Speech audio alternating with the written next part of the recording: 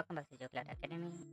In our today's video, we'll be looking at the modified normalized difference water index.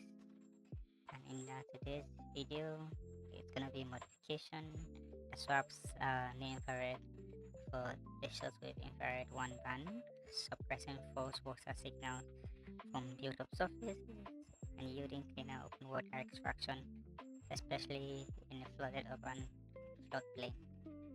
The bands generally will be using a green and shortwave infrared band. So we'll be working with the Landsat 8 for the tutorial to guide you on how to do this, which will be band 3 and band 6 for the tutorial. So let's get straight into it quickly.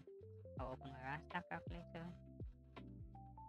bracket open, band 3 minus band 6, bracket close, divided by bracket open, band 3 plus band 6, bracket close.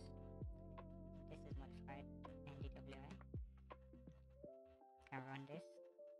Once this is generated, it gives me a modified version of what we may have done if we had used an MNDWI, and gives us more extraction of water bodies that the normal MNDWI wouldn't have actually derived for us.